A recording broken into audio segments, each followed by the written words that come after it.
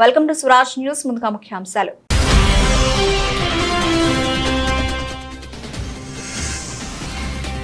తెల్ల ration card కోసం ఎదురు చూస్తున్న ప్రజలకు తెలంగాణ ప్రభుత్వం శుభవార్త. అర్హులందరికీ తెల్ల రేషన్ కార్డులు మంజూరు చేస్తామని ప్రకటించిన మంత్రి ఉత్తమ్.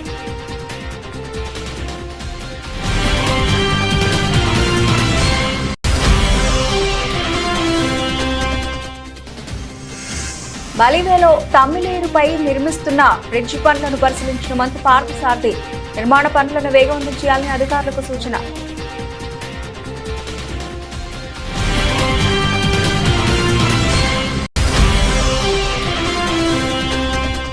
సిద్దిపేట మండలంలో శ్రీ కనకదుర్గామాత విగ్రహం ప్రతిష్ఠ మహోత్సవంలో పాల్గొన్న స్థానిక ఎమ్మెల్యే హరీష్ రావు. కనకదుర్గామాత దయతో పంటలు సమృద్ధిగా పండాలని కోరినట్లు తెలిపిన మాజీ మంత్రి.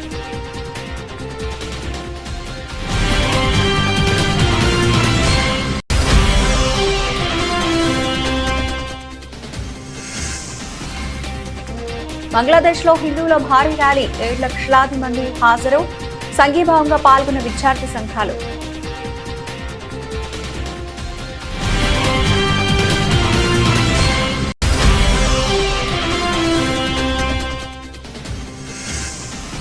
స్వర్ణం లేకుండానే ప్యారిస్ ఒలింపిక్స్ లో ముగిసిన భారత్ ప్రస్థానం. 1 రజతం 6 కాంస్యాలతో సరిపెట్టుకున్న భారత్.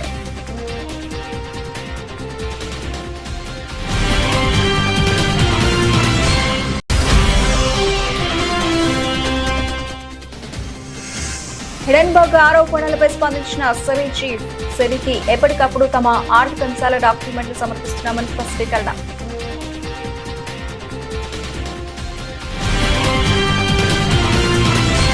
తెలంగాణ రాష్ట్ర డిప్యూటీ సీఎం భట్టి విక్రమార్క ఆదివారం వేకువజామున కుటుంబ సమేతంగా తిరుమల శ్రీవారిని దర్శించుకున్నారు. తెలుగు రాష్ట్రాలు ప్రపంచవ్యాప్తంగా ఉన్న తెలుగు ప్రజలపై దేవుని ఆశీస్సులు ఉండాలని, 2 రాష్ట్రాలు సుభిక్షంగా ఉండాలని కోరుకున్నట్లు ఆయన తెలిపారు.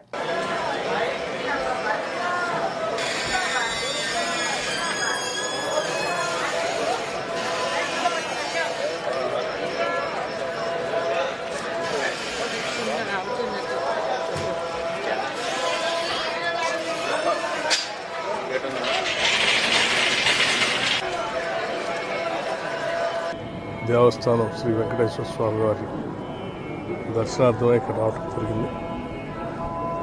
వారి ఆశీస్సులు నిండుగా 2 తెలుగు రాష్ట్రాలపైన, అట్లాగే ప్రపంచవ్యాప్తంగా ఉన్నటువంటి తెలుగు వాళ్ళందరిపైన ఉండాలని, పంటలతో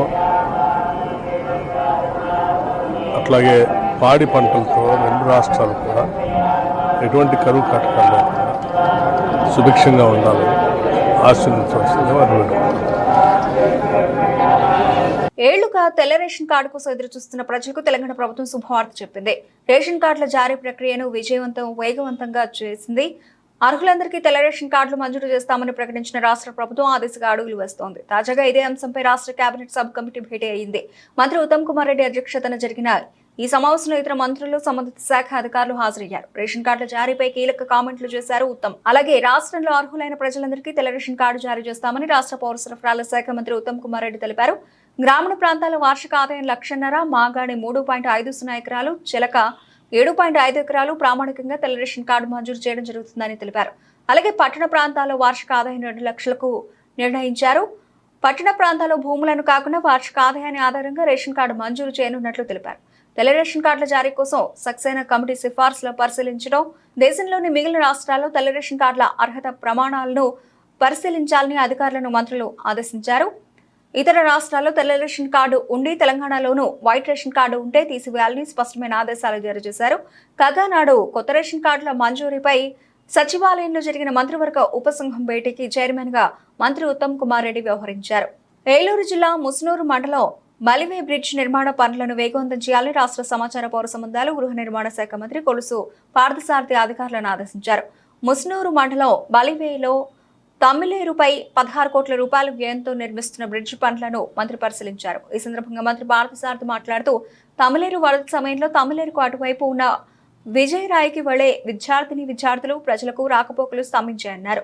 బ్రిడ్జ్ నిర్మాణంలో ఉన్న 2 స్లాబ్లు ఇంకా నిర్మించవలసి ఉందని, ప్రస్తుతం వర్షాలు వరదలు తగ్గి వాతావరణం అనుకూలించిన తర్వాత వాటి నిర్మాణ పనులను వేగవంతం చేసి త్వరగా పూర్తి చేసి ప్రజలకు అందుబాటులోకి తీసుకురావాలన్నారు.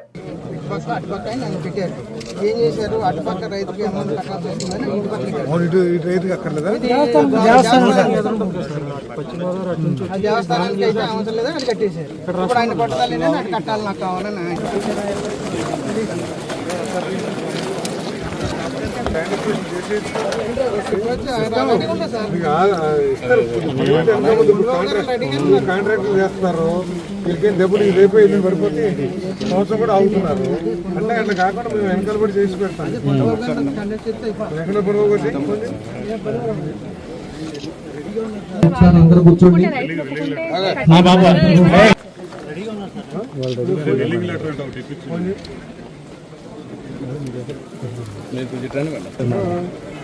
ముందుకు అయిపోతే కింద కూడా ఉపయోగం ఉంది. మన సైడ్ ఇటుపకంటే అక్విజిషన్ అయిపోయింది. అక్కడ ఒకటే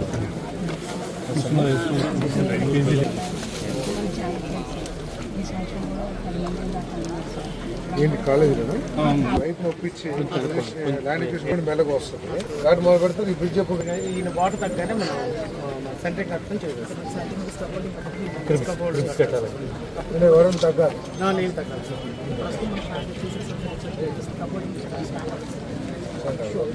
ఇప్పుడు అప్పుడు దాకా మీరు ఏమైనా ఇది పెట్టకూడదు, బెయిలీ లాగా నో బైక్ పిల్లలకి పిల్లలకి బెయిలీ ఆల్రెడీ మీరు ఫుటింగ్ అయితే కట్టేశారు కదా, స్లాబ్ గటర్స్ కూడా అయిపోయినాయి. అయిపోయిన తర్వాత దాని మీద రేకులు వేస్తాం కాబట్టి పిల్లలు బాగా ఇబ్బంది పడుతున్నారు. నెంబర్ 1 తెలంగాణ రాష్ట్రంలో కనకదుర్గ మాత దయతో పంటలు సమృద్ధిగా పండాలని కోరినట్లు మాజీ మంత్రి ఎమ్మెల్యే హరీష్ రావు తెలిపారు. కాంగ్రెస్ ప్రభుత్వం కాళేశ్వరం ప్రాజెక్టు మునిగిపోయిందని దుష్ప్రచారం చేశారని, కానీ కళ్ల ముందే కాళేశ్వరం జలాలు కనిపిస్తున్నాయని హరీష్ రావు అన్నారు. సిద్దిపేట జిల్లా రూరల్ మండలం పుల్లూరు గ్రామంలో శ్రీ కనకదుర్గ మాత విగ్రహం ప్రతిష్ఠ మహోత్సవంలో మాజీ మంత్రి ఎమ్మెల్యే హరీష్ రావు పాల్గొన్నారు. గ్రామంలోని చెరువులను కుంటలను కాళేశ్వరం జలాశయాలతో నింపినున్నట్లు తెలిపారు. అలాగే నాటి ప్రభుత్వం తరఫున పుల్లూరు గ్రామంలోని నూతనంగా ప్రతిష్ఠించిన శ్రీ కనకదుర్గ మాత ఆలయానికి 12 లక్షల రూపాయల నిధులు కేటాయించినట్లు హరీష్ రావు గుర్తు చేశారు. కార్యక్రమం అత్యంత వైభవంగా మన గ్రామంలో జరుపుకోవడం చాలా సంతోషం. పుల్లూరు గ్రామము మా సిద్దిపేట రూరల్ మండలంలోనే చాలా పెద్ద గ్రామం. ఈరోజు ఎన్నో రోజుల నుంచి అమ్మవారి విగ్రహాన్ని, కొత్త దేవాలయాన్ని నిర్మించాలని గ్రామ ప్రజలందరూ కూడా చాలాసార్లు నన్ను కోరారు. వాళ్ళందరి కోరిక మేరకు ఈ దేవాలయానికి గతంలో కేసీఆర్ గారి ప్రభుత్వం నుంచి 12 లక్షల రూపాయల నిధులు మంజూరు చేయించడం జరిగింది. అంతేకాకుండా నేను సొంతంగా కూడా దాదాపు 1,50,000 రూపాయలతో గ్రానైట్ను, 300 బస్తాల సిమెంట్ను కూడా నేను సొంతంగా కూడా ఈ దేవాలయానికి సహకరించడం జరిగింది. ముఖ్యంగా పుల్లూరు గ్రామ ప్రజలు మరి అమ్మవారి దేవాలయాన్ని బాగా చేయాలని ఎన్నో రోజుల నుంచి కోరుకున్న ఈ కళ ఇవాళ నిజం కావడం, ఈ దేవాలయం ప్రతిష్ట జరగడం అనేటువంటిది చాలా సంతోషం. మరి ఆ అమ్మవారి దయతో పుల్లూరు గ్రామం ఇంకా మంచిగా అష్టైశ్వర్యాలతో అభివృద్ధి చెందాలని, గ్రామ ప్రజలందరూ సుఖ సంతోషాలతో ఉండాలని, ఈ గ్రామంలో మంచి వర్షాలు పడి తెలంగాణ ప్రాంతం అంతా కూడా మంచి పంటలు పండాలని అమ్మవారిని ప్రార్థిస్తూ ఉన్నా. తప్పకుండా పుల్లూరు గ్రామానికి కూడా త్వరలోనే కాళేశ్వరం జలాలను కూడా తీసుకొచ్చి ఈ చెరువులను కూడా నింపి రైతాంగానికి నీళ్ళు అందించేటువంటి ప్రయత్నం కూడా చేస్తాం. గతంలో కాళేశ్వరం కొట్టుకపోయిందని, కాళేశ్వరం మునిగిపోయిందని కాంగ్రెస్ నాయకులు దుష్ప్రచారం చేసిండ్రు. ఇవాళ కళ్ళ ముందు కాళేశ్వరం జలాలు సిద్దిపేట రంగనాయక సాగర్లో దుక్కుతూ ఉన్నాయి. యాడికెళ్ళి దుక్కుతున్నాయి మరి? కొట్టుకపోతే 1,00,000 కోట్లు పోయిందని, కొట్టుకపోయిందని అన్ని అబద్ధాలు చెప్తే ఇవాళ బ్రహ్మాండంగా ఇవాళ రంగనాయక సాగర్ల, మల్లన్న సాగర్ల కాళేశ్వరం జలాలు గంగమ్మ తల్లి, గోదావరి తల్లి గలగల ప్రవహిస్తూ ఉంది. తప్పకుండా మళ్ళీ త్వరలో సిద్దిపేటలోని కాలువల ద్వారా ఇటు వానకాలంకు, యాసంగి పంటలకు కూడా రైతులకు నీళ్లు అందిస్తాం. మంచిగా 2 పంటలు పంటట్టు కూడా చేస్తాం. ఎవరు ఎన్ని కుట్రలు చేసినా న్యాయం నిలుస్తుంది, ధర్మం గెలుస్తుంది. కేసీఆర్ గారు చేసిన మంచి పని ఇలా కాళేశ్వరం అనే ప్రాజెక్ట్ వచ్చింది కనుకనే సిద్దిపేట ప్రాంతంలో ఇలా ఎటు చూసినా పచ్చటి పొలాలు కనబడుతున్నాయి. వెనకట అంతా బీడుపడ్డ భూములు ఉంటుండే, ఎండిపోయిన పొలాలు ఉండే సిద్దిపేటలో. ఇలా 2 పంటలు వండుతున్నాయి అంటే, పచ్చటి పొలాలు కనబడుతున్నాయి అంటే అది అమ్మవారి దయ, మన కేసీఆర్ కృషి అని మరొకసారి మనం చెప్పుకోక తప్పదు.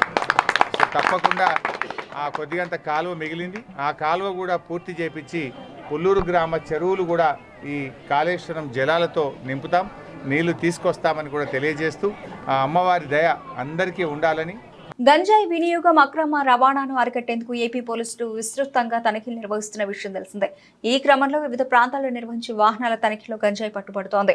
పోలీసులు, సెబ్ అధికారులు విస్తృతంగా తనిఖీలు నిర్వహిస్తూ గంజాయి అక్రమ రవాణాపై కేసులు నమోదు చేస్తున్న కొందరు అక్రమార్కులు అధికారులకు కళ్లు కప్పి రవాణా చేస్తూనే ఉన్నారు. తాజాగా గుంటూరు జిల్లాలో స్పెషల్ ఎన్ఫోర్స్మెంట్ బ్యూరో అధికారులు భారీగా గంజాయిని స్వాధీనం చేసుకున్నారు. విశాఖ నుండి తమిళనాడుకు 2 కార్లలో అక్రమంగా గంజాయి తరలిస్తున్నట్లు పక్కా సమాచారం రావడంతో సెబ్ అధికారులు మంగళగిరి మండలం కాజాటోల్ ప్లాజా వద్ద వాహనాల తనిఖీ చేశారు. 2 కార్లలో అక్రమంగా గంజాయి తరలిస్తున్నట్లు గుర్తించి ఆ వాహనాలు సీజ్ చేశారు.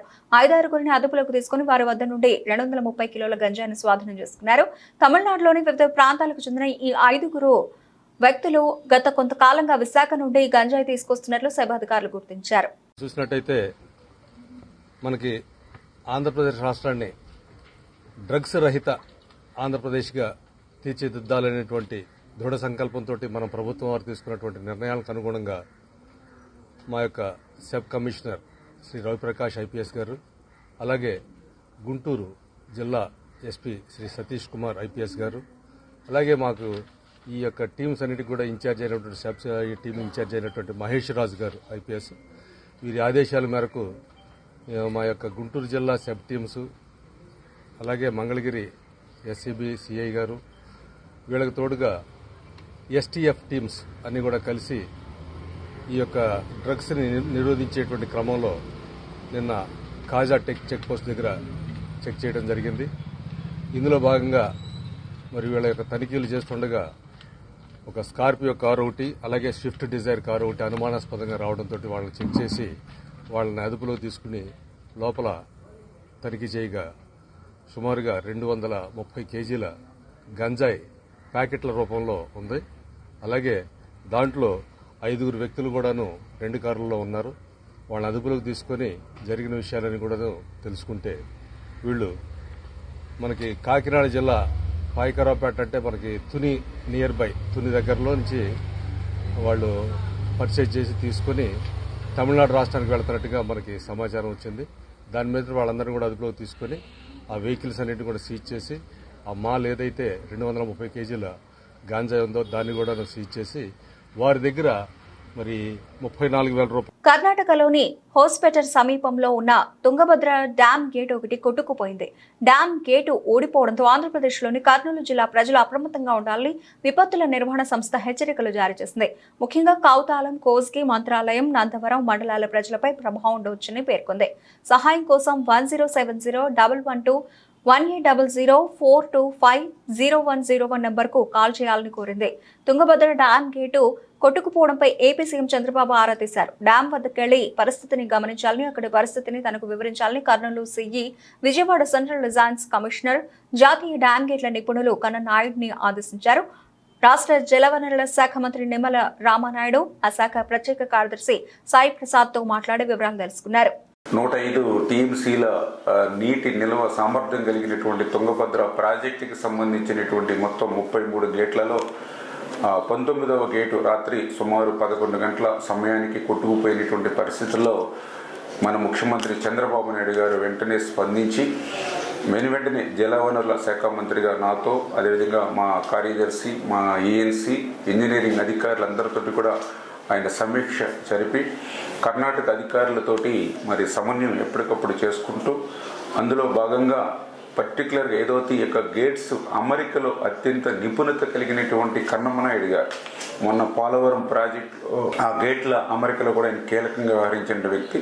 ఆ కన్నమనాయుడు గారి యొక్క సారథ్యంలో ఏదైతే మన రాష్ట్రానికి సంబంధించినటువంటి యొక్క సెంట్రల్ డిజైనింగ్ ఆర్గనైజేషన్ ఏదైతే ఉందో ఆ సిఈ, ఎస్సీ, ఈఈలు వీరందరూ కూడా ఒక బృందంగా ఏర్పడి వెంటనే ఆ కొట్టుకుపోయినటువంటి గేట్కి పునర్నిర్మాణం చేయాలని చంద్రబాబు నాయుడు గారు ఇచ్చిన ఆదేశాలని ఇమ్మీడియట్లీ అమలు చేసుకుంటూ వస్తూ ఉన్నాం. ఏదైతే ఈ యొక్క తుంగభద్ర ప్రాజెక్టు పురాతన ప్రాజెక్టు కావడం వల్ల ఈ యొక్క గేట్కి ఇటువంటి సమస్య వచ్చినప్పుడు ఏదైతే స్టాప్ లాక్ గేట్స్ దీనికి ఆల్టర్నేటివ్ లేకపోవడం వల్ల ఈరోజు 30,000 క్యూసెక్కుల నీరు వరకు కూడా ఆ యొక్క కొట్టుకుపోయిన గేట్ నుంచి కిందకి పోతున్నటువంటి పరిస్థితి. అయితే ఒక్క గేట్ నుంచే ఇంత నీరు పోతే మిగిలిన గేట్స్ కూడా ప్రెషర్ ఏర్పడుతుందనే ఉద్దేశంతో, అదేవిధంగా మళ్ళీ కొట్టుకుపోయినటువంటి గేటు స్థానంలో మరొక గేటుని ఏర్పాటు చేయాలి. కాబట్టి నీటిని కూడా తగ్గించాలనే ఉద్దేశంతో 90,000 క్యూసెక్కుల నీరు వరకు కూడా క్రిందకి వదులుతున్నామని చెప్పేసి సంబంధిత ప్రాజెక్టు అధికారులు కూడా చెప్పడం జరుగుతూ ఉంది. ఏదైతే ఈ యొక్క కొట్టుకుపోయినటువంటి గేట్ సైజు చూస్తే 60 అడుగులు ఇంటూ 20 అడుగులు. అయితే అంత గేట్ని మనం ఇమీడియట్లీ స్టాప్ లాక్ గేట్గా మనం తయారు చేసి పెట్టలేము. కాబట్టి దాన్ని ఇప్పుడు 60 ఇంటూ 4 అడుగులు అంటే 5 గేట్లుగా చేసి ఆ స్టాప్ లాక్ గేట్స్ గా దానికి ఆల్టర్నేటివ్ గా అరేంజ్ చేసి సదాశివపేట మండలం పొట్టిపల్లి గ్రామంలో శనివారం సాయంత్రం జిల్లా అధ్యక్షులు గోదావరి అంజిరెడ్డి ఆదేశాల మేరకు కిసాన్ మోర్చా అధ్యక్షుడు రాజేందర్ రెడ్డి అధ్యక్షతన రచ్చబండ కార్యక్రమం నిర్వహించారు. కార్యక్రమంలో ముఖ్య అతిథిగా రాష్ట్ర ప్రధాన కార్యదర్శి ప్రేమేందర్ రెడ్డి హాజరై రుణమాఫీ కాని రైతుల వివరాలతో పాటు వారి సంతకాలను సేకరించారు. ఈ సందర్భంగా ప్రేమేందర్ రెడ్డి మాట్లాడుతూ రాష్ట్ర ప్రభుత్వం రైతులకు రుణమాఫీ చేస్తుందని చెబుతూ సగానికి పైగా రైతులకు రుణమాఫీ చేయకపోవడం దారుణమని, రైతుల సమస్యలపై బీజేపీ పార్టీ అండగా ఉంటుందని రచ్చబండ కార్యక్రమం ద్వారా రైతుల సమస్యలను తెలుసుకుని పరిష్కరించేందుకు రాష్ట్ర ప్రభుత్వంపై ఒత్తిడి తీసుకొస్తామని అన్నారు. చూస్తూ ఉంటే రైతులందరూ కూడా చాలా సంతోషంగా ఉండి మరి రైతుల గురించి ఆలోచించేటువంటి పార్టీ భారతీయ జనతా పార్టీ ఉంది అని గర్వంగా చెప్పుకుంటున్నారు. వారికి ఈ రోజు ఏదైతే తెలంగాణ రాష్ట్ర ప్రభుత్వం కాంగ్రెస్ రైతులు నిలువున ముంచినటువంటి సంఘటన మేము ఎదుర్కొంటున్నామని చెప్పి రైతుల ఆవేదనను మనం చూస్తూ ఉన్నాం. ఇక్కడ ఉన్నటువంటి రైతులు చెప్తున్నారు ఏంటంటే మొన్నటికి మొన్న ఏదైతే తెలంగాణ రాష్ట్ర ప్రభుత్వం కాంగ్రెస్ ప్రభుత్వం చెప్పిందో రైతులందరికీ రుణమాఫీ చేసినామని చెప్పారు. ఇక్కడ ఒక 10% కూడా రుణమాఫీ చేయలేదు. 50,000 40,000 ఉన్న వాళ్ళకు కూడా చేయలేదు అని చెప్పి చెప్తున్నారు. అయితే మేము కూడా ఒక రైతు రచ్చబండ ద్వారా రైతుల ఆవేదన తెలుసుకోవాలి, వారికి న్యాయం జరగాలని చెప్పి వచ్చాము తప్ప రాజకీయం కోసం రాలేదు. కాబట్టి దయచేసి ఇప్పటికైనా కూడా తెలంగాణ రాష్ట్ర ప్రభుత్వం ఏదైతే ఉందో ఇప్పుడు ఉన్నటువంటి రైతులకు చాలా చిన్నకారు రైతులు అప్పులు చేసి ఈ రోజు మళ్ళా పంట వేసుకోలేని పరిస్థితిలో ఉన్నారు. కాబట్టి వారందరినీ దృష్టిలో పెట్టుకొని మీరు ఏదైతే సెకండ్ విడత ఇస్తామని చెప్తున్నారో నిజంగా స్వచ్ఛమైనటువంటి రైతులకు బడా భూములుండి భూస్వాములకు కాకుండా 100,000 ఎకరాలు ఉన్న వాళ్ళకి కాకుండా 5 ఎకరాలు 10 ఎకరాలు ఉండి నిజంగా స్వచ్ఛమైన రైతులు ఎవరైతే రైతులు పంట పండిస్తారో వారికి రుణమాఫీ తప్పకుండా చెయ్యాలి అని చెప్పి మేము భారతీయ జనతా పార్టీ నుండి రైతుల పక్షాన డిమాండ్ చేస్తా ఉన్నాం. ఇది తప్పకుండా జరగాలని చెప్పి ఆశిస్తున్నాం. పొట్టిపల్లి గ్రామానికి వచ్చాం. ఇక్కడ రైతు రచ్చబండ కార్యక్రమంలో రైతు సోదరీమణులందరూ ఈ గ్రామానికి సంబంధించిన వాళ్ళందరూ కూడా పాల్గొన్నారు. వాళ్ళందరికీ రుణమాఫీ అయిందా లేదా అనే విషయాన్ని తెలుసుకోవడం కోసమే మేము వచ్చాం. అదేవిధంగా రైతు భరోసా కానీ ఇతర ఏదైతే ప్రభుత్వం చెప్పిన యొక్క విషయాలన్నీ కూడా వాళ్ళకు అమలు జరుగుతున్నాయా లేదా అనే విషయాన్ని తెలుసుకోవడం కోసం వచ్చినాం. ఎవరినో విమర్శించడానికి, ఎవరినో తప్పు పట్టడానికి కాదు. కానీ రైతుల జీవితాలు బాగుపడాలి, వాళ్ళకు వ్యవసాయం పండుగ కావాలి, వ్యవసాయం లాభసాటి కావాలి, రైతు కూడా గౌరవంగా బతకాలి, రైతు బిడ్డలకు కూడా మంచి పెళ్లిళ్ళు అయ్యే పరిస్థితి రావాలంటే రైతుకు ఆర్థికంగా ఎదగాలి అనే ఉద్దేశంతోనే మేమందరం కూడా ఇక్కడికి వచ్చినాం ఈరోజు. కానీ దురదృష్టవశాత్తు ఏంటంటే ఈ పొట్టిపల్లి గ్రామంలో కేవలం ఒక 20-25% పర్సన్స్కి మాత్రమే ఈ యొక్క రుణమాఫీ జరిగినట్టుగా మాకు ఇవాళ రైతులతో మాట్లాడిన తర్వాత తెలిసింది. కాబట్టి మిగతా వారికి కూడా ఎలాంటి మెలికలు పెట్టకుండా ప్రభుత్వం ఎలాంటి కండిషన్స్ పెట్టకుండా మీరు ఎన్నికల ముందు ఏ విధంగానైతే అందరికీ రుణమాఫీ చేస్తామన్నారో పంట రుణాలన్నింటినీ కూడా మాఫీ చేయండి. మేము చెప్పేది రియల్ ఎస్టేట్ వాళ్ళకి చేయమని మేము అడుగుతలేము, లేదంటే బడా భూస్వాములు 100 ఎకరాలు ఉన్న వాళ్ళకి చేయమని అడుగుతలేము.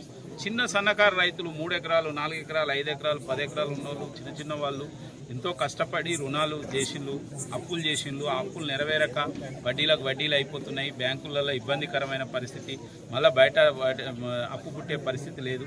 కాబట్టి ప్రభుత్వం చెప్పిన విధంగా తప్పక వాటిని అన్నింటినీ రుణమాఫీ చేయాలని. విజయవాడ నగరం నట్టి నడిబొడ్డున అంబేద్కర్ స్మృతి వనంలో అంబేద్కర్ 125 అడుగుల కాంస్య విగ్రహాన్ని ధ్వంసం చేయడానికి ప్రయత్నించి చివరకు జగన్మోహన్ రెడ్డి పేరు గల అక్షరాలను ధ్వంసం చేశారని, ఇది పిరికి పందుల చర్య అని పలువురు వైసీపీ శ్రేణులు ధ్వజమెత్తారు.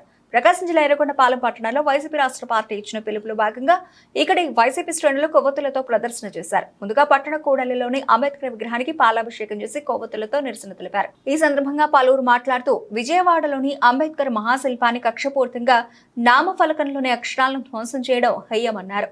స్వార్థ రాజకీయాలలో భాగంగా గత 50 రోజులుగా రాష్ట్రంలో వైసీపీపై దౌర్జన్య కాండ సాగిస్తూ ఉన్న ఇంకా కక్ష తీరక ఇలాంటి మహానుభావుల విగ్రహాలను కూడా రాజకీయాల్లోకి లాగడం దుర్మార్గమైన చర్యగా పలువురు విమర్శించారు.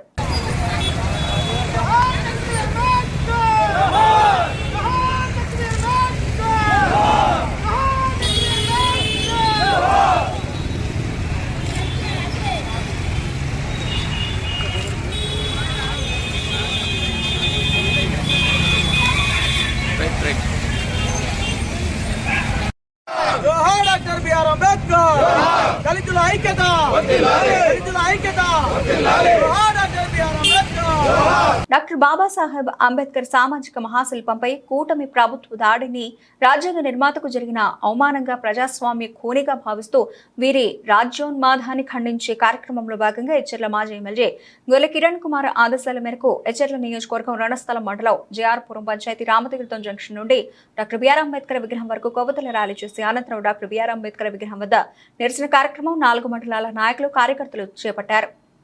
మీ పరిపాలన ఉండాలని కోరాం, కానీ ఈ విధమైనటువంటిది ఒక్క మీ తెలుగుదేశం వాళ్ళు వేస్తే, మీ తెలుగుదేశం వాళ్ళు కానీ, మీ జనసేన వాళ్ళు కానీ, మీ బీజేపీలు వస్తే ఈరోజు 164 సీట్లు మీకు రావు. ఆ వైఎస్ఆర్ పార్టీ వాళ్ళు కూడా కొంతమంది మీకు వేస్తేనే మీరు 164 సీట్లు వచ్చాయి. అది మీరు మర్చిపోయి మా పార్టీ వాళ్ళు వేసారు, వైఎస్ఆర్ పార్టీకి ఉండకూడదు, నామరూపాలు లేకుండా తుడి చేయాలి, జగన్మోహన్ రెడ్డి ఏవైతే పెట్టారో అవన్నీ పూర్తిగా భూస్థాపితం చేయాలనే చెడు ఆలోచనతో మీరున్నారు. తప్పకుండా ఇంతకింత మీరు అనుభవిస్తారు. మా కార్యకర్తలు కానీ, మా నాయకులు కానీ హింసిస్తున్నారు కాబట్టి దీనికి ప్రతిఫలం మీరు అనుభవిస్తారు. ఇంతవరకు మేము ఎంత సమయానంతో ఉన్నామో, ఎంత ఓపికతో ఉన్నామో కాబట్టి ఇక నుండి అవి కూడా మేము కూడా తిరగబడితే మీరు ఎక్కడ ఉంటారు మీరు ఒకసారి ఆలోచించాలని మనం చేస్తున్నాం. జగన్మోహన్ రెడ్డి అధికారంలోకి వచ్చిన 2019 నుండి 24 వరకు ఏ రోజు కూడా ఎక్కడ కానీ అల్లరి కానీ, గొడవలు కానీ, ఒక విగ్రహం కానీ ఏది కూడా లేకుండా అందరూ సమానం, కులం చూడండి, జాతి చూడండి, జెండా చూడండి, మతం చూడండి అని అందరికీ సమానమైన న్యాయం కల్పిస్తే మీరు వైఎస్ఆర్ పార్టీ నాగుబాబును చూసి అయినా వదిలేయండి, కానీ వైఎస్ఆర్ పార్టీ వాళ్ళు చూస్తే సంపియండి అని మీ చంద్రబాబు నాయుడు కానీ, లోకేష్ కానీ స్లోగన్ చేస్తున్నారు. దయచేసి మనం నిన్న చూసాం, ఒక ఎమ్మెల్యే ప్రతి మండలానికి 3 నాయకులు, పెద్ద నాయకులు సంపియండి అని మాట్లాడితే అది ఎంత దౌర్భాగ్యమైన పరిస్థితితో, ఎంత హత్యా రాజకీయాల పరిస్థితితో మీరు ఒకసారి ఆలోచించాలని మనం చేస్తూ, దయచేసి ఇకనైనా ఈ హత్యా రాజకీయాలు కానీ, ఈ రౌడీ మోకల, అల్లరి మోకల తాలూకా ఈ చెడు చేష్టలు కానీ, బాబాసాహెబ్ అంబేద్కర్ విగ్రహం తాలూకా ధ్వంస కార్యక్రమాలు కానీ ఇవన్నీ మేము ఖండిస్తున్నాం. ఇక్కడికైనా ఇంతటితో ఆపండి. ఈ సంస్కృతి మంచిది కాదు. ఈ సంస్కృతి ఇవాళ మీరు చేస్తే రేపు మేము అధికారంలోకి వచ్చిన మేము చేయవలసిన పరిస్థితి వస్తుందని కూడా మీకు తెలియజేస్తాను. బంగ్లాదేశ్ ప్రధానమంత్రి పదవికి షేక్ హసీనా రాజీనామా చేసి భారత్కు పారిపోయి వచ్చిన అక్కడి పరిస్థితులు చల్లారడం లేదు. మైనారిటీలైన తమపై జరుగుతున్న దాడులను నిరసిస్తూ లక్షలాది మంది హిందువులు రోడ్లపైకి వచ్చి భారీ ర్యాలీలు నిర్వహించారు. రాజధాని ఢాకా రెండవ ప్రధాన నగరమైన చిట్టగాంగ్ లో భారీ నిరసనలు చేపట్టారు. ఈ ర్యాలీలో సుమారు 7 లక్షల మంది హిందువులు పాల్గొన్నారంటూ కథనాలు వెలువడుతున్నాయి. మైనారిటీలను వేధించిన వారిపై దర్యాప్తును వేగవంతం చేయాలని హిందువులు డిమాండ్ చేశారు. మైనారిటీలకు 10% పార్లమెంటు స్థానాలు కేటాయించాలని, మైనారిటీ రక్షణ చట్టాన్ని అమలు చేయాలని నినాదాలు చేశారు. మైనారిటీల ఆందోళనకు సంఘీభావం తెలుపుతూ నిరసన తెలుపుతున్న విద్యార్థులతో సహా వేలాది మంది ముస్లిం నిరసనకారులు కూడా ర్యాలీలో పాల్గొన్నారు. ఈ భారీ ర్యాలీతో ఢాకా నగరంలో 3 గంటల పాటు ట్రాఫిక్ స్తంభించిపోయింది. కాగా అమెరికా, యూకేలలో కూడా ఇలాంటి నిరసనలు జరిగాయి. దేశంలో మైనారిటీ వర్గాలపై జరుగుతున్న దాడులను బంగ్లాదేశ్ మధ్యంతర ప్రభుత్వ సారథి మహమ్మద్ యూనస్ ఖండించారు. ఈ దాడులను హేయమైన చర్యలుగా ఆయన అభివర్ణించారు.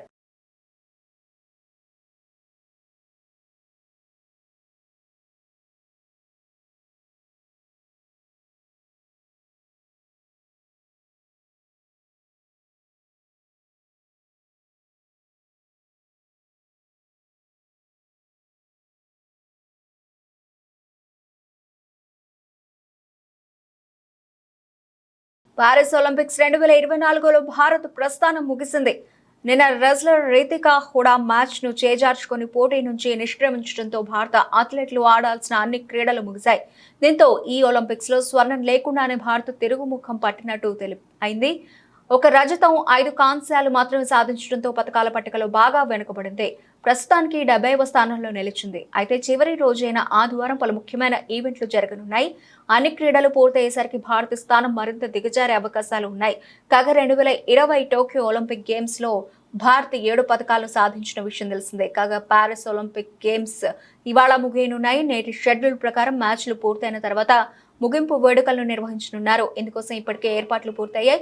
కాగా మహిళల 50 కేజీల విభాగంలో స్టార్ రెజ్లర్ వినేష్ ఫోగట్ రజత పథకం కోసం చేసుకున్న అప్పీల్ ప్రస్తుతం పెండింగ్ లో ఉంది. సెమీఫైనల్లో విజయం సాధించిన ఆమె 100 గ్రాములు ఎక్కువ బరువు ఉండడంతో ఫైనల్ ఆడకుండా అనర్హత వేడివేశారు. దీంతో రజతం కోసం అప్పీల్ చేయగా ఈ విషయం ప్రస్తుతం సిఏఎస్ పరిధిలో ఉంది. ఆగస్టు 13న నిర్ణయం వెలువడనుంది.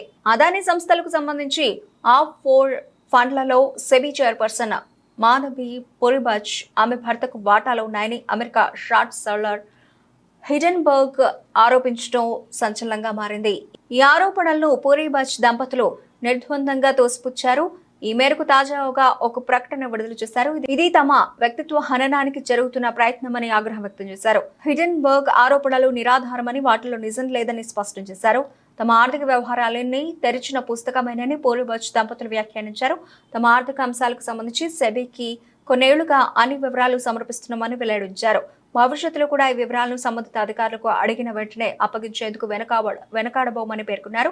తాము ప్రైవేటు వ్యక్తులుగా ఉన్నప్పటికీ ఆర్థిక లావాదేవీల డాక్యుమెంట్లు సమర్పించేందుకు సిద్ధమని ప్రకటించారు. బులెటిన్ ముగించే ముందు హెడ్లైన్స్ మరోసారి.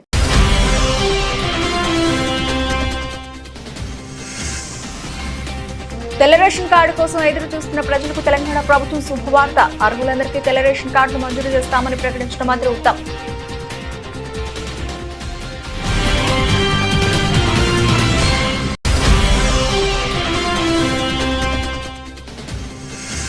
బలివేలో తమ్మిలేరుపై నిర్మిస్తున్న బ్రిడ్జి పనులను పరిశీలించిన మంత్రి పార్థసారథి.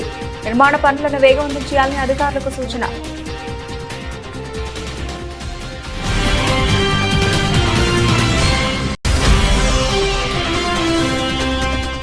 సిద్దిపేట మండలంలో శ్రీ కనకదుర్గామాత విగ్రహం ప్రతిష్ఠా మహోత్సవంలో పాల్గొన్న స్థానిక ఎమ్మెల్యే హరీష్ రావు. కనకదుర్గామాత దయతో పంటలు సమృద్ధిగా పండాలని కోరినట్లు తెలిపిన మాజీ మంత్రి.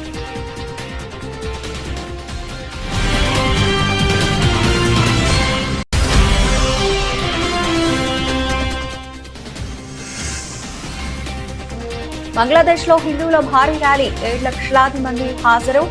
సంఘీభావంగా పాల్గొన్న విద్యార్థి సంఘాలు.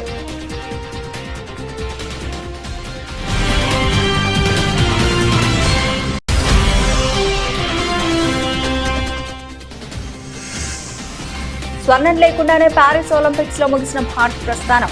ఒక రజతం 6 కాంస్యాలతో సరిపెట్టుకున్న భారత్.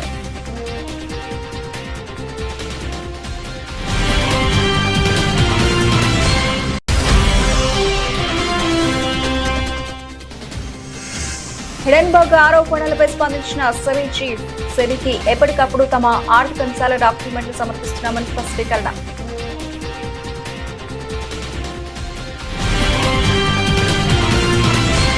ఇవి ఇప్పటివరకు నవల్సిన అప్డేట్స్. మరిన్ని అప్డేట్స్ తో మళ్ళీ కలుద్దాం. అంతవరకు సెలవు. నమస్తే.